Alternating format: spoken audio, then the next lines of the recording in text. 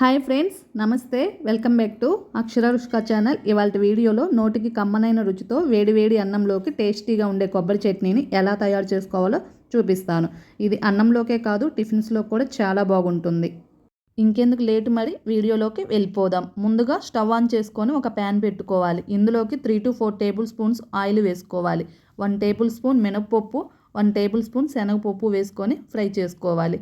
ఈ విధంగా దూరగా వచ్చిన తర్వాత కారానికి తగినట్లుగా 12 నుంచి 15 పచ్చిమిర్చిని యాడ్ చేసుకొని కలుపుకోవాలి.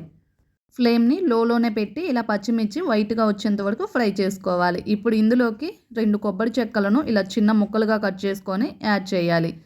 ఇప్పుడు ఇదంతా ఒకసారి కలుపుకొని ఒక 10 నిమిషాల పాటు కొబ్బరిని ఫ్రై చేసుకోవాలి. ఇందులోకి 1 టేబుల్ స్పూన్ ధనియాలు, 1/2 టేబుల్ స్పూన్ జీలకర్రని యాడ్ చేసుకొని మొత్తం కలిసేలాగా కలుపుకోవాలి.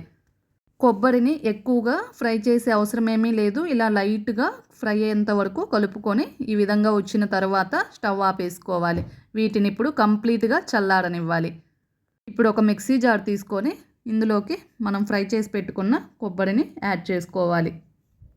ఇప్పుడు ఇందులోకి కొంచెం చింతపండు, 5-6 రెబ్బల వరకు గార్లిక్ను వేసుకోవాలి. టేస్ట్కి సరిపడా ఉప్పును కూడా యాడ్ చేసుకోవాలి. ఇప్పుడు మూత పెట్టేసి మిక్సీ పట్టుకోవాలి. ఇందులోకి వాటర్ ఏదైనా అవసరమైతే కొంచెం యాడ్ చేసుకుంటూ ఈ విధంగా మిక్సీ పట్టుకొని పక్కన పెట్టుకోవాలి. ఇప్పుడు పోపు కోసం స్టవ్ వెలిగించి ప్యాన్ పెట్టుకొని ఇందులోకి 2 to 3 టేబుల్ స్పూన్స్ ఆయిల్ వేసుకోవాలి. 1 టేబుల్ స్పూన్ తాలింపు గింజలను కూడా వేసుకొని ఫ్రై చేసుకోవాలి. 2 ఎండుమిర్చి, కొంచెం కరివేపాకు, కొంచెం ఇంగువ వేసి ఫ్రై చేసుకొని ఈ విధంగా వేగిన తర్వాత స్టవ్ ఆపేసుకోవాలి. మనం రెడీ చేసి పక్కన పెట్టుకున్న కొబ్బరి చట్నీని ఈ విధంగా ఒక బౌల్లోకి తీసుకొని పోపును యాడ్ చేసుకోవాలి.